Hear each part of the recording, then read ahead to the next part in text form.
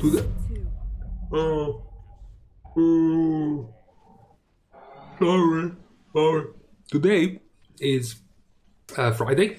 We are approaching the weekend of the week 7 of this patch. What we have to go over for today is something that is going to come in just a few days up to the next reset, which is week 8 of this patch. Because week 8 of this patch is going to bring us the end of the systems available in this patch. So after 2 months, after going over the series of chapters of the story, and then getting flying, getting the second legendary, getting the tier sets once the raids come out, we also got the Poke customization being hotfixed into the game as well. That was also missing. Now the last bit is the creation catalyst. That is the last feature of this patch that was missing, the bad luck protection system, so to speak, for your tier set acquisition.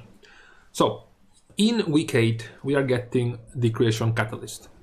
In case you are wondering if you have anything to do before the start of next week to get it, maybe you discover all of a sudden that you needed to grind to revered rep to access the creation catalyst or something. No, there is nothing to do. As the reset comes in, you will see a quest from the quartermaster of the Enlightened telling you to go over and essentially interface yourself with the creation catalyst, which is what you have already seen once in chapter 4. This thing right here is the creation catalyst, and that's where you will have to go to get your tier set. So let's talk about exactly what are you going to be able to do with this creation catalyst. How are you going to be able to craft your tier pieces? Because there are some caveats in this system. Number one, as we already know, this is the more important one. Before even going to look into which items you can transform, what are the stats going to be when you transform them, the first thing to point out is how many. Blizzard set up this slowly accumulating system for alts, extra new characters, and even returning players, where the charge... Now, bear in mind that this is not confirmed. This is what they said they would do. We don't quite know yet, but it looks like it's going to be like this. You're going to have one craft available every week. And for every week that goes by, every other one of your character that has not used these craft charges will still be able to use them. So, TLDR, your main character crafts one tier piece on week 1 of the creation catalyst, and then the second tier piece on week 2, third tier piece on week 3, and fourth tier piece on week 4. If on week 4 of the creation catalyst being out, you log on one of your alts, your alt will be able to craft all 4 tier pieces at once, because he wasn't crafting one on week 1 of the creation catalyst, or on week 2, on week 3, or on week 4. So all of these charges accumulated for you to be able to use later on. I guess for mains, so to speak, it's going to be just locked to once a week, but for alts, another type of, I would say, lower down the progression line for characters, you will be able to craft multiple tier pieces at once. Now, being done with the amount of tier pieces you can craft, what type of items can you craft? Every item, they have added on the PTR also the addition of every season 4 item, the season that will come in this expansion. So every item from season 3 and every item from season 4. This means every item from the raid, every item from Mythic Plus, every item from PvP, and as of the announcement of, I think yesterday or a couple of days ago, also from the Sandworn Relic vendor. The 246 item level pieces of gear that cost a fuck ton of Sandworn relics, now those can also be transformed into tier pieces. What is worth pointing out is that when you go and craft one of these tier pieces, they will all maintain the outlook, the setup that they had before you transform them. This means extra sockets, extra tertiary stats like speed, leech, and avoidance, those will all stay on the item. Same goes for the upgrade level, if it's a PvP item or if it's a Mythic Plus item. If you loot it straight up from a Mythic Plus 15 or higher and it's a 262 item level, If you transform that into a tier piece, it will be a 262 item level tier piece, very simply, okay? And of course, you can upgrade it with Valor just like you could with that piece before you turned it into a tier piece. Now, where I just said everything stays the same in the way the item looks, except for one thing. And that one thing is the secondary stats on the item. Because even though, for example, you have a piece, let's just say your best stats are haste and mastery, but the tier piece in that slot has crit and versatility.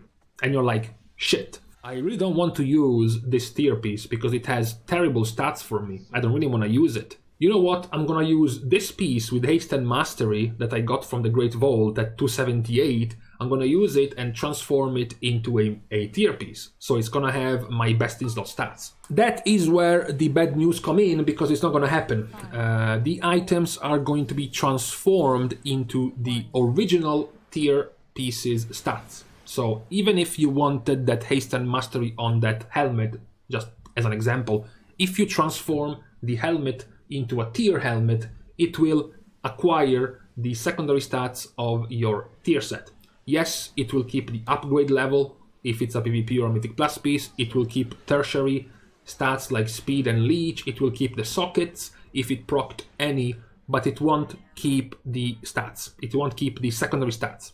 That is the main thing to look for when going for the creation catalyst. So don't expect this to remain the same when you go and craft it. To, you know, maybe you saved some possible good items to turn into a tier piece because they had good stats. It's not going to work, at the very least not on the PTR, unless Blizzard pushes out a last minute fix, a last minute odd fix to make it so that the stats also match the conversion. Then this is the situation, which is actually also a problem for me, because as a Resto Shaman, the only decent tier set worth using, the only decent tier piece worth using is the helmet.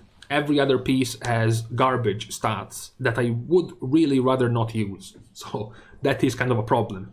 Now, another thing about the creation catalyst and you crafting these tier pieces is that, as I said, every piece of gear can be converted from the normal helmet, shoulders, chest, and the pants and the gloves. You also have the bracers, the belts, you have the boots. So while you can transform a normal item, so to speak, into a tier piece item with the original stats of your tier set, then the question is, why would you even bother then to transform an item into a tier belt or a tier cloak or a tier boots? They are not tier set. They're not going to give you progression towards your 4-piece set bonus, for example. Why would you craft it? The only thing, actually there is a couple of things. First of all, transmog. These transformed items are going to have the raid appearances. So if you take a random belt from Mythic Plus and you turn it with the creation catalyst, it's going to take the appearance of the belt available in the raid. This goes for all the difficulties. So if it's normal item level, it's going to take the appearance of a normal raid belt. If it's heroic item level, it's a heroic belt. And if it's mythic, it's a mythic belt. So that could be for transmog, right? For example, if you don't raid or if you don't mythic raid, you can, over time, week by week, you can make it even faster by having multiple alts, transforming multiple types of different types of items, and as you transform them, you get the appearances from the raid. The other one is the fact that the transformation, for whatever reason, also has some predetermined secondary stats on all of the items that are not part of your tier set. So, shoulders, helmet, chest, boots, no boots. Pants and gloves are the tier set and have the secondary stats from the tier set. But all the other things that you can craft through the creation catalyst, like the cloak, like the boots, the bracers, and the belt, will have also predetermined secondary stats, which you might want. I go back to making my example. I need critical strike. This belt, my belt, is garbage.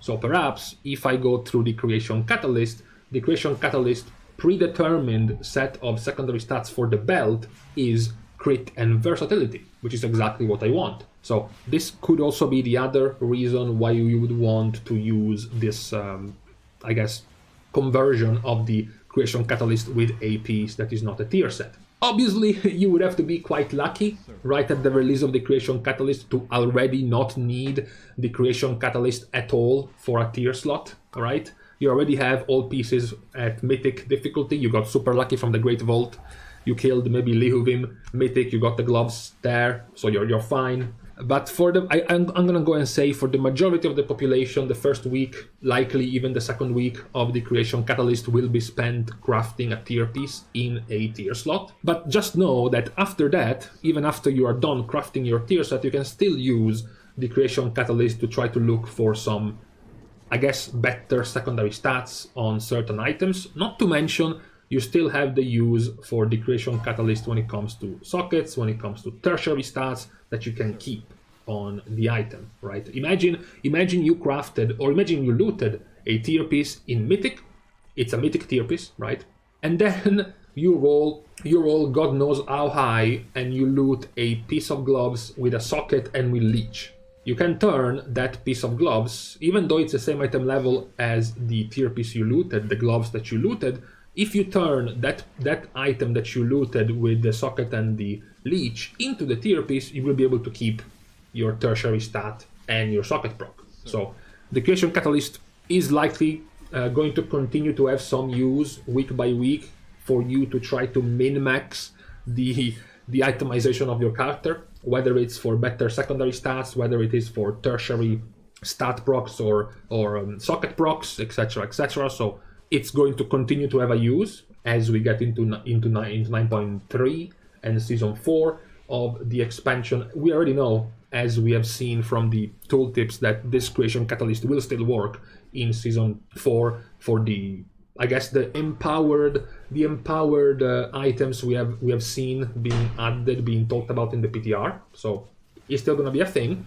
Lastly, what we can mention about the Creation Catalyst is the cost of the transformation, although the cost is so cheap that you shouldn't really worry at all, because by now, even if you have a half AFK strolled through Zereth Mortis, you should have your Cosmic Flux in the dozens of thousands. So the prices at the moment are 600 for the bracers and the cloak, then you have 800 for the belt and boots, and then you have 1,200 for the shoulders and gloves, and lastly, much like the prices of anything else, is going to be pricier for the helmet, the legs, and the chest.